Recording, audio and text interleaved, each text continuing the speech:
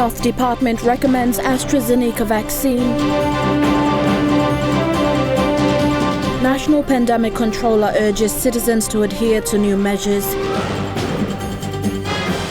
And no new admission to Laiki Psychiatric Hospital. This is National EMTV News with Helen Seah. Good evening and thank you for joining us for Thursday's news.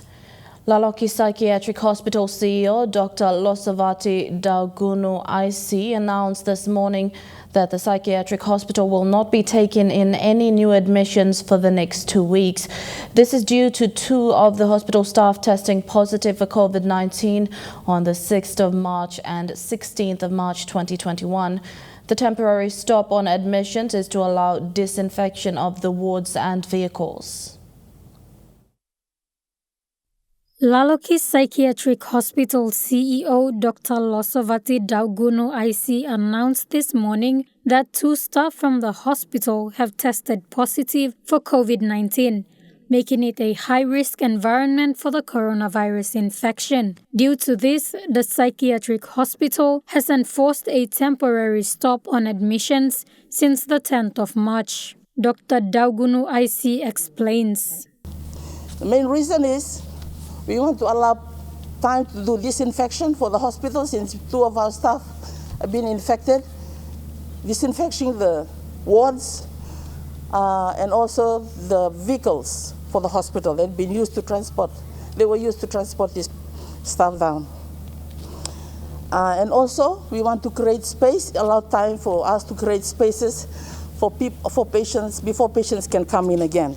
1 staff contracted the coronavirus on the 6th of March, while the other tested positive on the 16th March. Staff testing and contact tracing have been conducted. That was done on the 10th of March and 17th of March after the second one was diagnosed by the Central Province PHA team. So altogether we've tested 71 staff in the last 2 days. One of the hospital's immediate strategic plans and resolutions is to also follow up on the COVID-19 proposed budget of 500,000 kina. Which we were promised and we haven't received it yet. Hopefully that we will get it soon so that we can meet other needs. The psychiatric hospital currently has 23 patients. No visitors are allowed into the hospital premises within the next 2 weeks. On the 1st of April, the hospital will reassess the situation. Gertrude Gabi, National EMTV News. The Western Highlands Provincial Education Board has suspended classes for all schools in Western Highlands after a unanimous decision was reached. This comes after many teachers and students contracted the coronavirus. Provincial Education Board Chairman Lawrence Pena said both public and private schools must adhere to this directive to minimize the spread of COVID-19 during the 2-week suspension. Reported cases at the Provincial COVID-19 Control Center in Mount Hagen have shown that some of the teachers and students from the primary and secondary schools in the city have been tested positive with the coronavirus. The Provincial Education Board's decision to suspend classes this week and next week is for these students and teachers to self-isolate while the schools undergo deep cleaning. It is also for all the schools to prepare preventative measures so that when classes begin, students may be able to practice the COVID-19 preventative measures. We have made a decision for the interest of the kids and for their safety. And it's very important that this decision is made so that the schools are prepared. They are prepared to take care of the students. As PNG is experiencing the second wave of COVID-19, the Western Highlands Provincial Education Board says it is best tough preventative measures are put in place to control community transmission. Following the Prime Minister's announcement to bring forward the Term 1 break to March 27, the PEB says they will adhere to this directive and have advised teachers to prepare remedial classes and take-home work for students so that they do not miss out in learning. For teachers to remain back at the school, prepare lessons, and then as soon as the students return, there will be remedial work to cover up for it. That will be done. Teachers have been doing that before. Schools have been doing that before. So it's not a new thing. The important thing is to control the spread of the disease where there is a big population in the schools every day. Western Highlands province has so far recorded 3 COVID-19 deaths and more than 70 positive cases. The public are urged to practice the new normal of wearing masks, social distancing, coughing into the elbows and washing of hands. Vasunata Yama, National EMTV News, Mount Hagen. Schools in NCD have been suspended for 4 weeks. The Education Department says this is caused by the spike in COVID-19 cases in the nation's capital. Schools have been encouraged to plan lessons, tests and other academic work to pass on to students during the 4 weeks.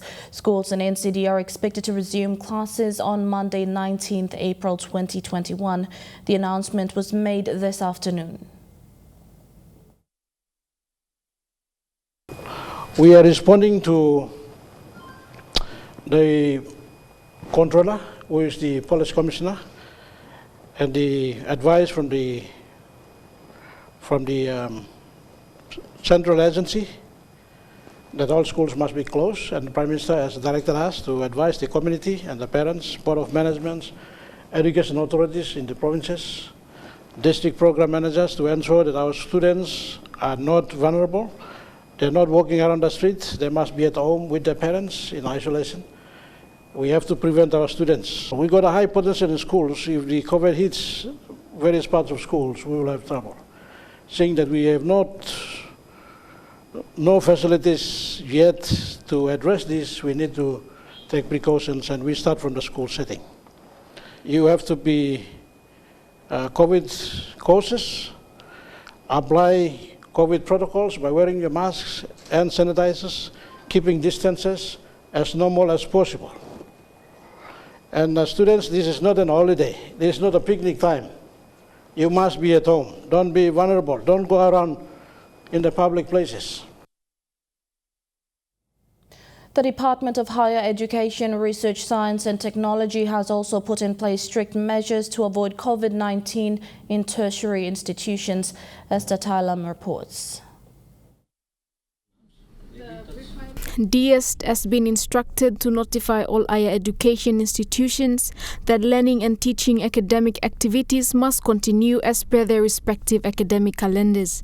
Teaching always continue because no nation can afford not to educate people. So we should be proud of ourselves. So last year we did very well. We concluded the academic year. DS Secretary Father Yan said all higher education institutions must follow instructions in accordance with the state of emergency to ensure safe learning. Graduation scheduled for March or April will be rescheduled to a later date as instructed by DS. Father Yan further said online study must be used to full capacity if possible. So we ensure that the class can continue online or blended, or those who do not have access to internet, they had to give handouts to students. So Father Yan advised students to take heed of the measures put in place and to be responsible citizens. I encourage all students to obey the instructions given by institutions, and institutions to follow the routine which was developed last year and protect themselves and staff and students. Esther Thailam, National EMTV News. You're watching National EMTV News. We'll have more stories on the recent outbreak of the coronavirus when we come back. Stay tuned.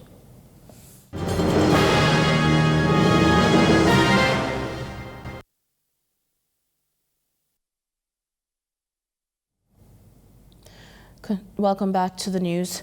Controller David Manning announced this afternoon the 12 new measures for the 4 weeks isolation strategy. This includes suspension of international and domestic travel, national mandatory mask wearing and burial of deceased persons. Let me assure our people that this is a direct and deliberate response to curbing the surge that is being experienced not only in the city, but in, as we said yesterday, in other provinces that are experiencing challenging times in terms of containing the surge of COVID-19. As we all know, the presence of COVID-19 is in fact covers the length and breadth of our country. We continue to ensure that we, as far as our data is concerned, to better understand the movement of COVID throughout our country, and also continue to be vigilant in our response. Such actions as we've taken as of yesterday in terms of proposing to government the National Isolation Strategy, which will start on Monday, has been endorsed by the Prime Minister, and therefore let there be no doubt to our residents and our citizens that come Monday, the National Control Centre will ensure that all the new measures, and we've drafted and have again endorsed by our political leaders, the 12 new measures to accompany and bring greater effect to the national isolation strategy. Let me say this: the spirit of the measures is to restrict basically non-essential travel, in essence. Some may say, once reading the measures, that they are extreme, and they are extreme for a deliberate reason, and that is because we need to continue to enforce and observe and comply with the NRL passing. NRL Provincial Hospital is partially closed for an indefinite period. Services were scaled down last Friday after 4 staff from the emergency department tested positive for COVID-19. The indefinite closure would allow the hospital to clear the contaminated facilities for reuse and for the staff to be cleared to resume duties. Julie Badu-Oa reports. Medical staff of NRL Hospital, including nurses and senior doctors from various departments yesterday, raised issues affecting them concerning COVID-19. Some concerns raised were lack of proper personal protective equipment for the health workers to use, transport to pick up and drop off staff, and a transit accommodation for the staff who live outside of lay and working on shifts. You have to have someone at the coordinating chair to command, direct, and dictate, and move things. It's not happening. How much more publicly affected now? Our staff? Health staff in the province, we've had 22 health staff found to be positive. All right. 19 of that's been from Angao, and then another 3 from the other public health facilities around Lay. So far it hasn't gone out into the districts, it's just been contained to Lay district. NRL Hospital workers are not only attending to patients here at the hospital, they are also engaged at the COVID-19 Centre at Lay's Indoor Stadium. So my plea to the management is, go back to the drawing board, redo that structure, designate, delegate functions for COVID, you got the rightful people, and we are mixing up here now. Is that primary health function or a function for NRL? So we use those people to come back here, run around, do swabs. This is not a hangout thing. This is a more of a provincial government issue. With the increase in community transmission in PNG, Morbe is no exception. Now, there's been 128 cases in total. Majority of that has been in Lay. There's been the index case and another case in Bololo, 1 case in Markham, I think 8 or 9 cases in Nawai district, and 1 in Huon Gulf.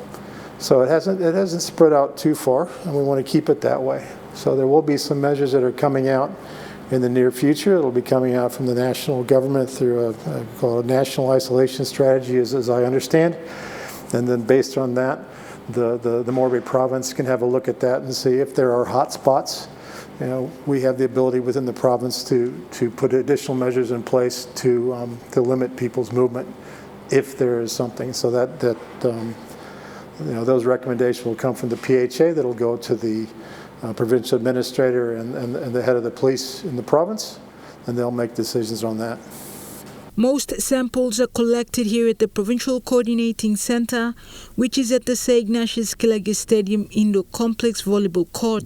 What we're doing now is looking back at our staffing requirements within Anga. We'll be pushing patients back out to the clinics at Buimo, Malahang, and Milford Haven. And those clinics will be staffed. Those urban clinics will be staffed, and people will go there. Anga will be open for, emergency will be open for, life-threatening injuries and whatnot. That'll still be open, but those details are being finalized at the moment. There'll be a public information put out in the next day or two, which really spells it out in clear detail. Julie Badui, Owa, National EMTV News, Lae. To another story from the Laiki Psychiatric Hospital. With the temporary stop on admissions, one might wonder how they would deal with a friend or family member suffering with mental illness during this time. The country's chief psychiatrist, Dr. Monica Hagali, gave some advice on how to help them. The country's chief psychiatrist, Dr. Monica Hagali, gave some advice on how to help those who are suffering with mental illnesses. This comes after Laiki Psychiatric Hospital announced that it will put a temporary stop on admissions during this time. Psychiatrist services at Port Moresby General Hospital are scaled down, and throughout the country this is the case too.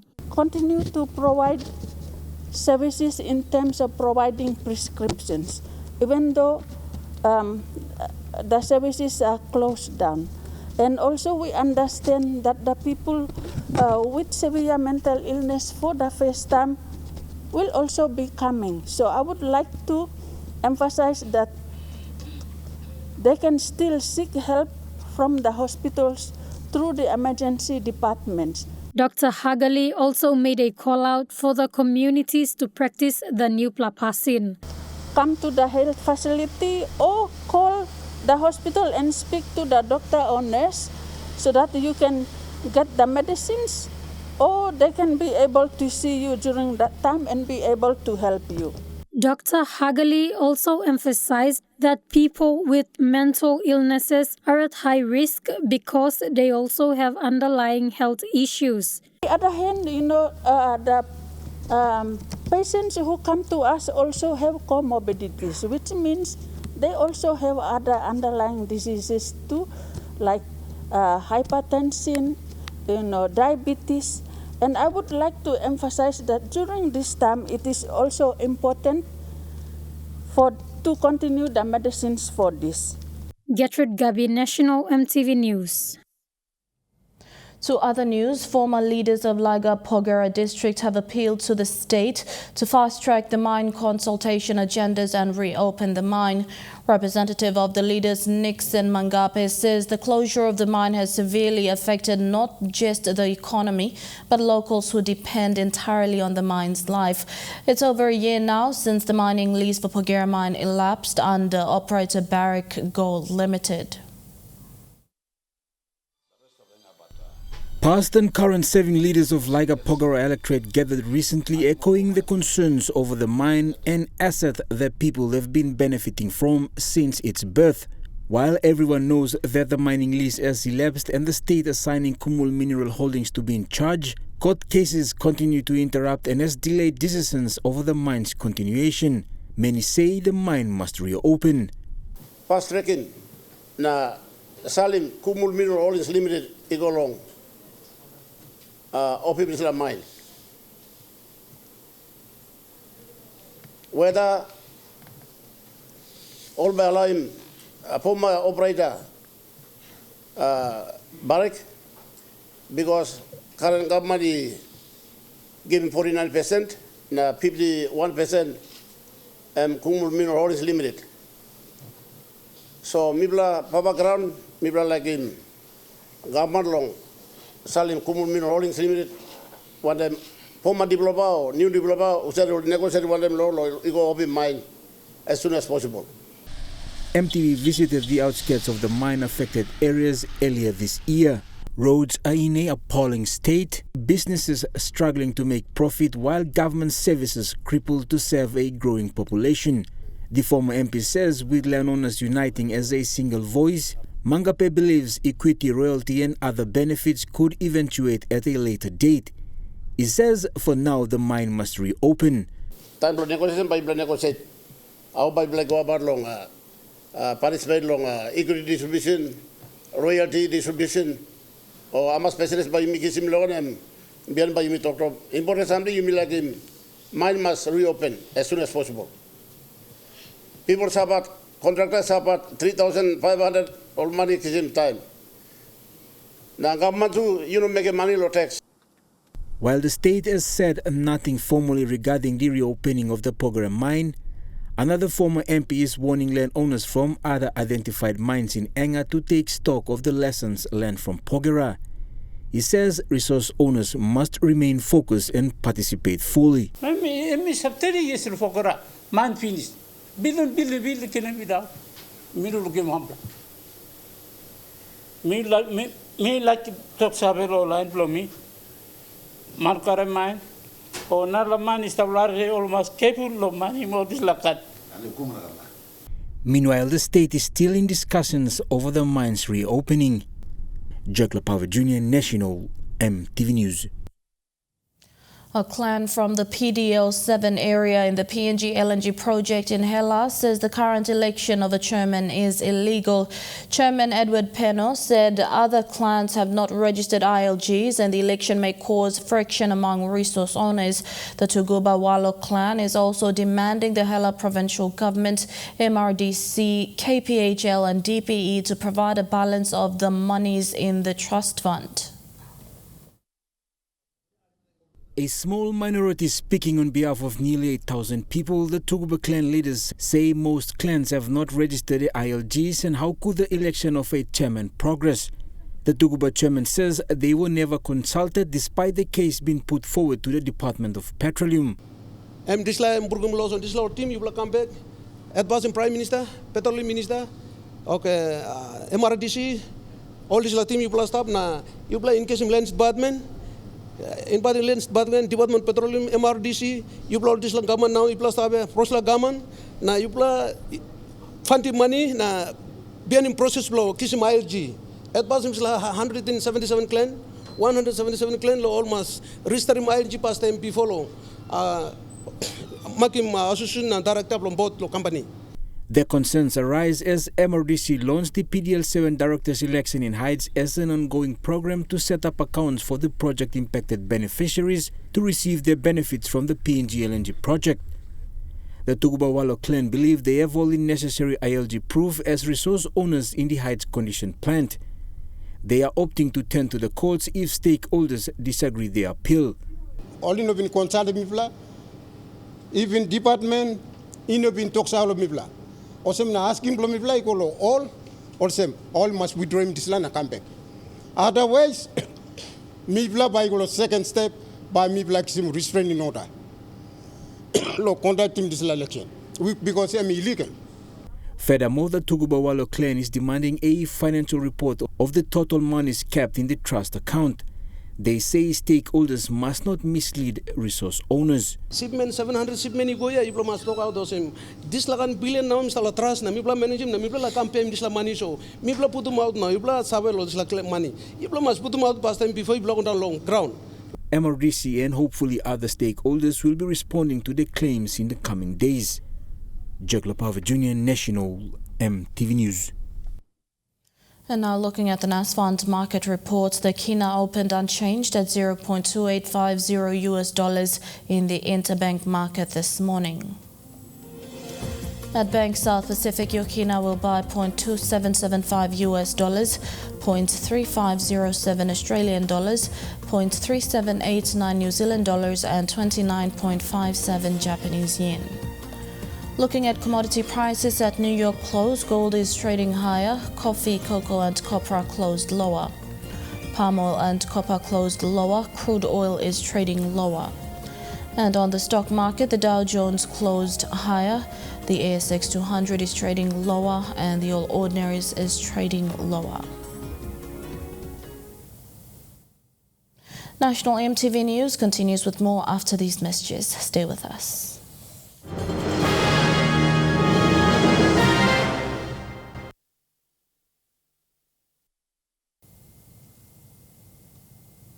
Welcome back to the news.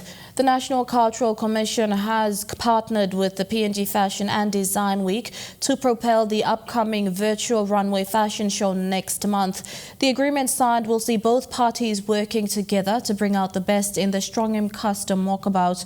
The virtual runway will see 13 designers showcasing their creative designs.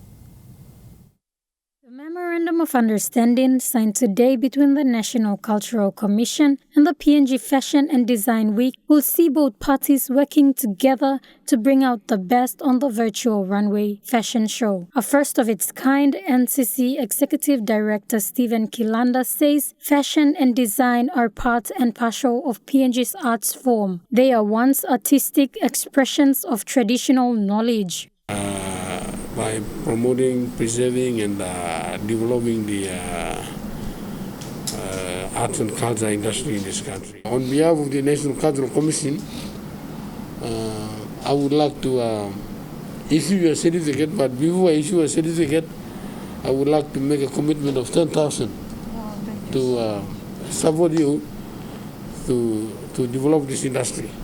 The virtual runway will showcase 13 designers from Port Moresby, Central, Oro, Alotau, Kokopo, Kavieng, Kerema, Goroka, and Chimbu. 8 of the 13 are established designers and 5 are emerging designers. Founder of the PNG Fashion and Design Week, Janet Sios, expressed her gratitude for the partnership. For a fact that fashion industry that we are developing is so vital, needed to be linked with the culture in this country. So I'm so thankful that finally we are seated together on a table to sign this memorandum of understanding and the way forward in terms of driving the industry. But thank you. NCC, through its National Film Institute, will do most of the filming in the different provinces in preparation for the virtual runway to be showcased. Gertrude Gabi, National EMTV News.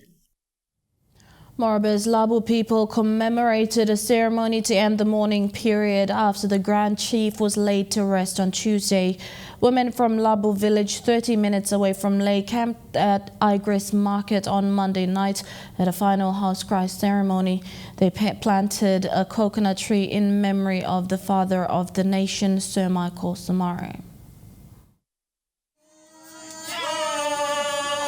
The people of Labu set up a house cry at the Igris Market in Lae on Monday night. Women sang morning songs all throughout the night as a final farewell to the Grand Chief. On Tuesday morning, the women began with the national anthem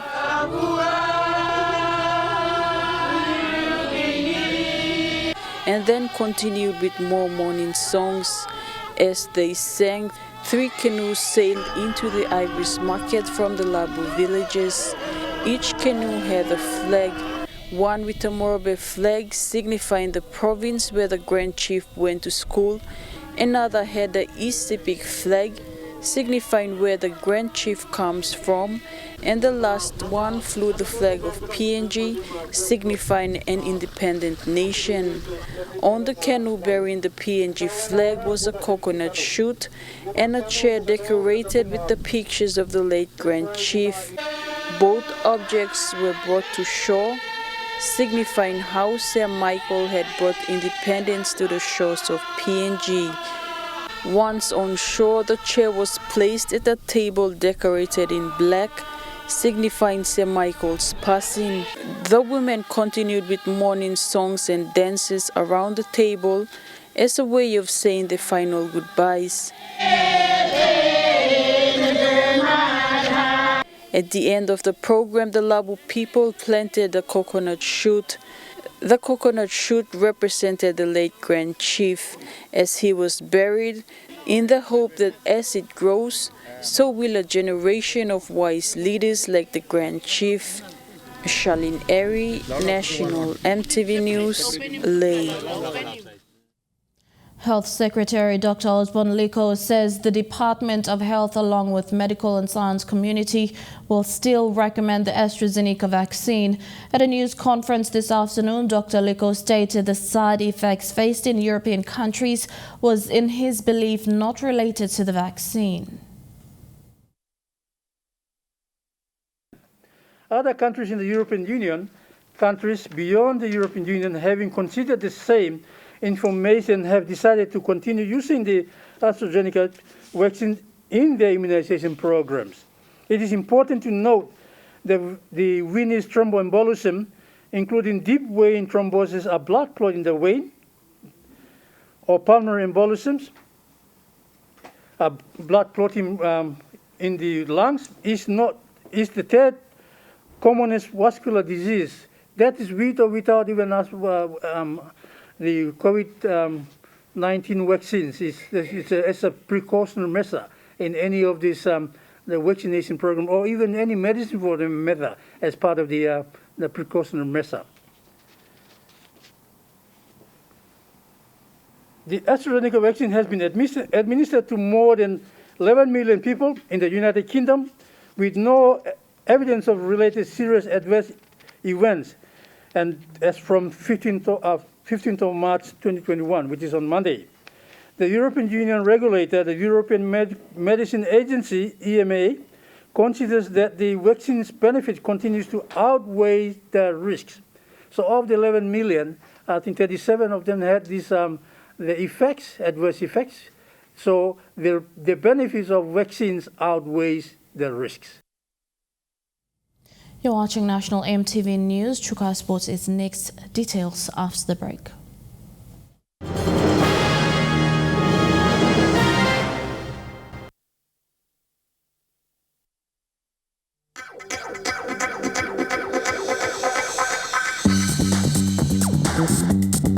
Chuka Sports.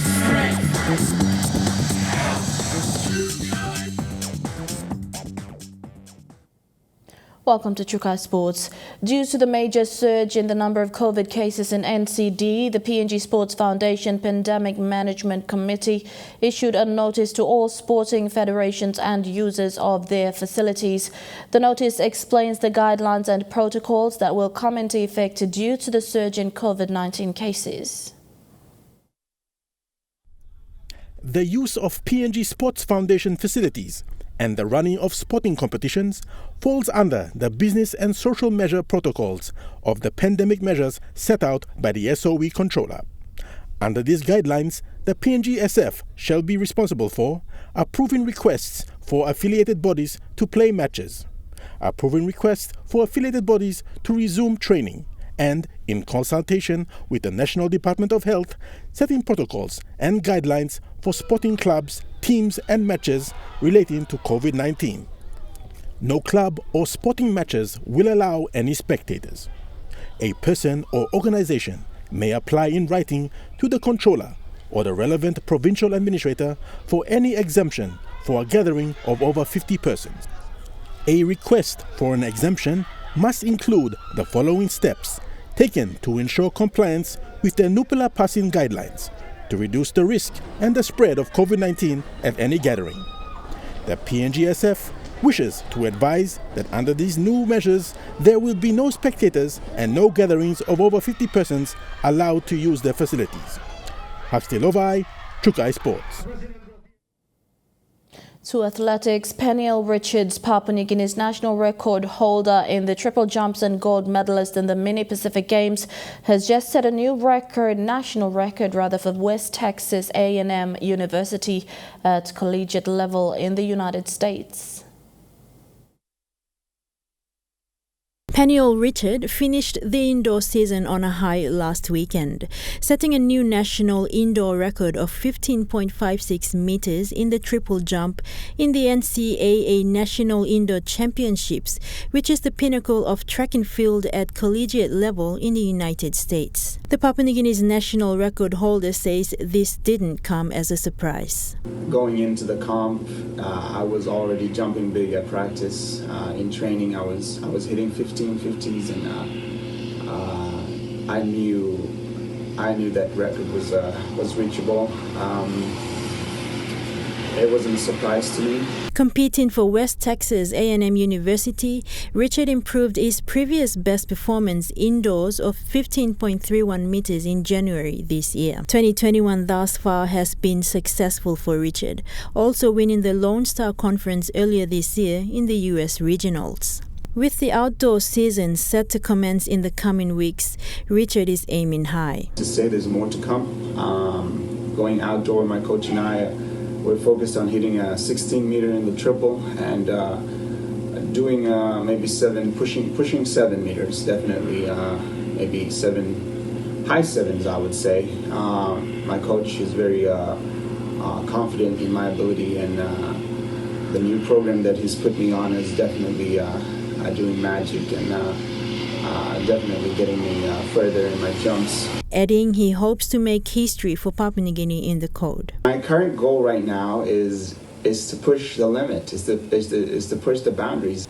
It's been a while since we've been below standards in this sport, particularly in long and triple, and I want to take it to the next level.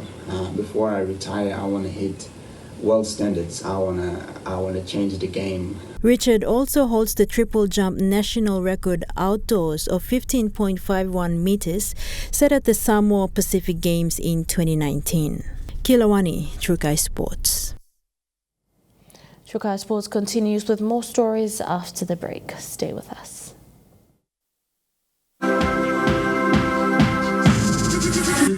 Trukai Sports. Welcome back to Trukai Sports.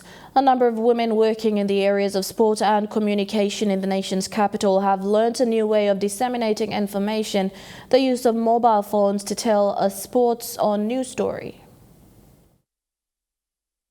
A 2-day workshop on mobile storytelling conducted under the flagship of WINS, or Women in News and Sports, run by ABC International Development Unit, a sponsorship program of the Australian government, concluded yesterday in Port Moresby. Female representatives from various media houses in the nation's capital, including reps from sporting houses, particularly NRL in PNG and Jimbed PNG, were in attendance. Christy Brown, DFET's Program Development Manager and the person behind the WINS training program, says the purpose of the course is to empower women in the industry. And we actually developed a program to bring the women in journalism and women in sport into their own respected professional space and actually give them access so that they can tell the story, so that you can tell the stories. The workshop is aimed at providing skills training and industry knowledge, improving multi-platform content creation, and establishing a network with other women in the field. Brown says the program has come a long way since its inaugural rollout in 2016, and she is committed to creating and giving more networking opportunities to participants. And when you've completed the course, then I'd love for us to reconnect the women in news and sport Power Marys with the sports here in PNG, so that you do have access to the matches, you do have access to the power players. It's not just the sports editors of the National Post Courier that are invited to these things, but it's the women. The 2021 WINS workshop was facilitated by Mari Sakumai and Waliagai Olewale, both pioneer participants of the program. The training concluded with presentation of certificates. Kilawani, Trukai Sports. And to the NRL, here's a preview and updates from round 2 of competition. In pretty contrasting fashions, the Eels take on the Storm tonight, and they're both looking to go 2 from 2 to start the season.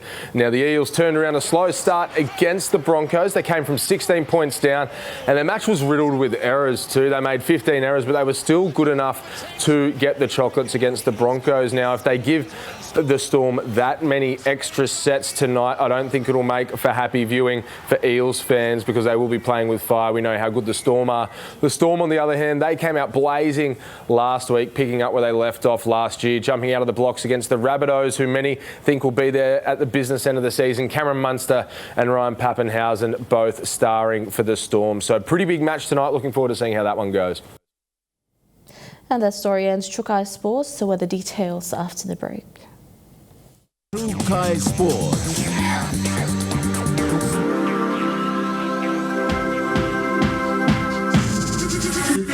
Trukai Sports.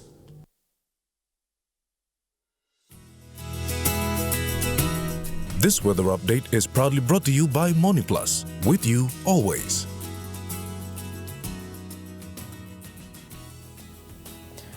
A look at the weather forecast for tonight and tomorrow in the southern region. Mostly fine, though partly cloudy, apart from brief showers and drizzles in Port Moresby and Kerema. Mostly fine weather, though partly cloudy in Daru and Popondetta, and partly cloudy with a shower or two in Alotau. In the Mamasa region, partly cloudy with a few showers in Lae and Medang. Mostly fine, though partly cloudy in Wewak, and mostly fine weather in Whanimore. In the New Guinea Islands region, partly cloudy with a shower or two in Lorengau.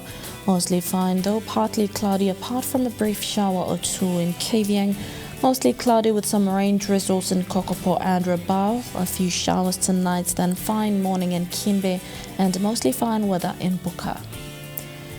And in the Highlands region, light rain drizzles tonight, then morning fog across all centres.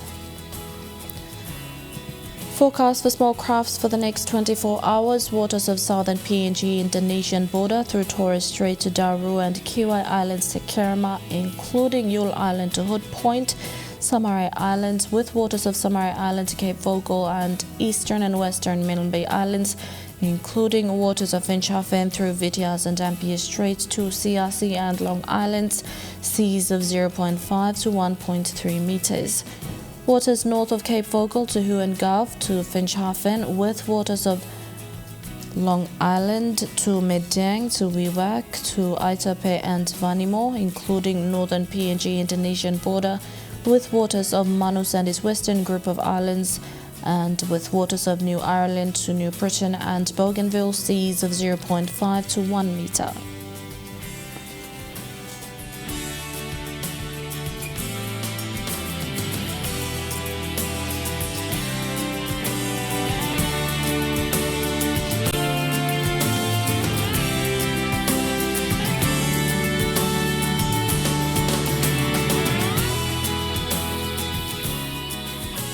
A look at the ocean forecast for PNG areas in the Coral Sea. Seas slight with northwest to southeast winds of 10 to 15 knots.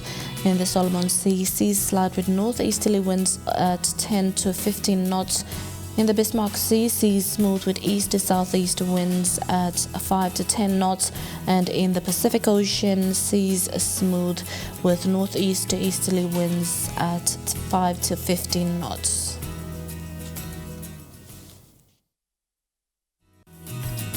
The weather update was proudly brought to you by MoniPlus, with you always.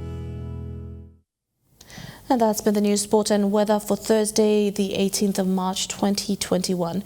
From all of us here at EMTV, pleasant viewing. Thank you for joining us. Good night.